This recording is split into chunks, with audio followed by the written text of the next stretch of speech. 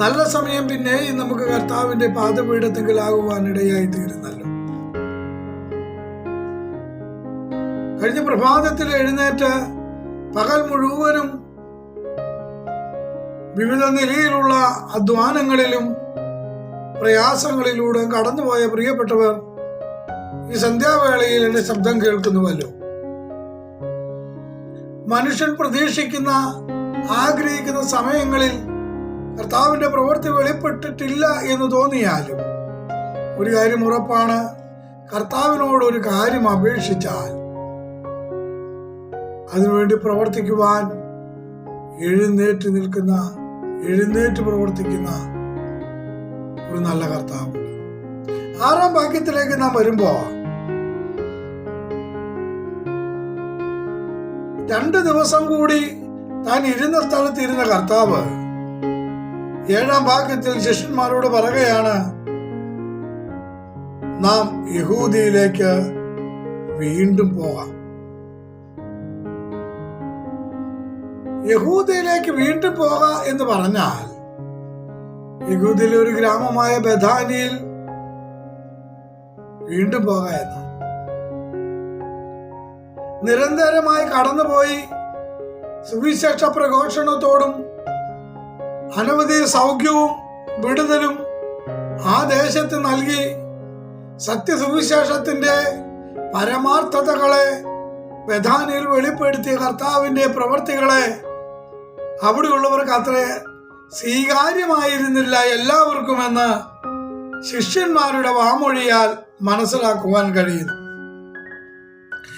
8-ാം വാക്യത്തിൽ ശിഷ്യന്മാർ പറയുകയാണ്, റബി, യഹൂദന്മാർ ഇപ്പോൾ തന്നെ നിന്നെ കല്ലെറുവാൻ ഭാവിച്ചുവല്ലോ, നീ പിന്നെയും അവിടേക്ക് പോകുന്നുവോ എന്ന് ചോദിച്ചു.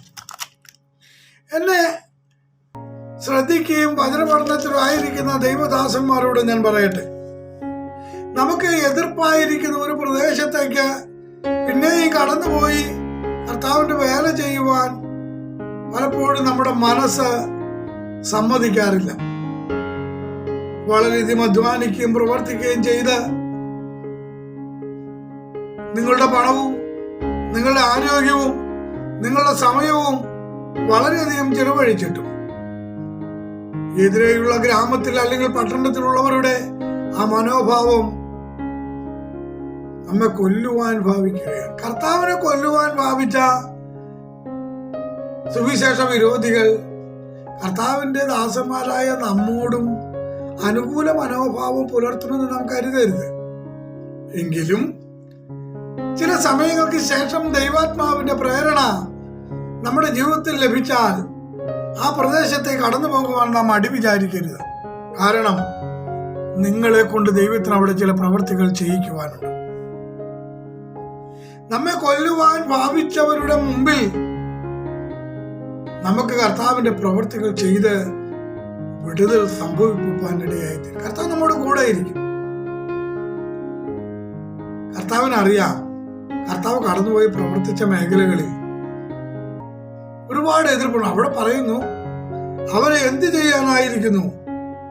കല്ലെറിയുവാൻ ഭാവിച്ചിരിക്കുന്നത്. വേദനാജനകമായിരിക്കുന്ന ഒരു മേഖലയിലേക്ക് പിന്നെയും കടന്നു പോകണമോ? ഇപ്പൊ നമുക്ക് വലിയ കുഴപ്പമൊന്നുമില്ല. നാം ഇപ്പോൾ ആയിരിക്കുന്ന സ്ഥലത്ത് നാം പ്രവർത്തനങ്ങളൊക്കെ നടത്തുന്നുണ്ടല്ലോ. നാം കർത്താവിന്റെ അല്ലെങ്കിൽ ദൈവ നിയോഗത്തിന്റെ ശുശ്രൂഷകൾ ചെയ്യുന്നുണ്ടല്ലോ. അത്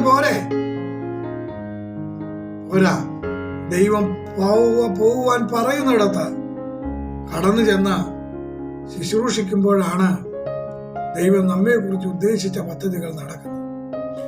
നമുക്ക് മുമ്പേ കടന്നുപോയ അനവധി രക്തസാക്ഷികൾ അവരുടെ ജീവിതത്തിൽ എതിർപ്പുകളും പ്രശ്നങ്ങളും ഉണ്ടായിട്ട് അവിടെ നിന്ന് പിന്തിരിഞ്ഞ് ഓടിയവരല്ല, കർത്താവിന് വേണ്ടി മരിക്കുവാൻ തയ്യാറായവരാണ്. എന്നെ കേൾക്കുന്ന സുവിശേഷ വേലക്കാരെ, നമ്മുടെ ജീവിതത്തിൽ ദൈവം പറയുന്നത് മാത്രം അനുസരിച്ച് നല്ലൊരു ക്രിസ്തീയ സേവനം ചെയ്യുവാൻ വീണ്ടും പ്രയോജനപ്പെട്ടവരായി ഉണർന്നെഴുന്നേൽക്കാം. നമ്മെ കുറിച്ച് ദൈവത്തിന്റെ വലിയ പദ്ധതി.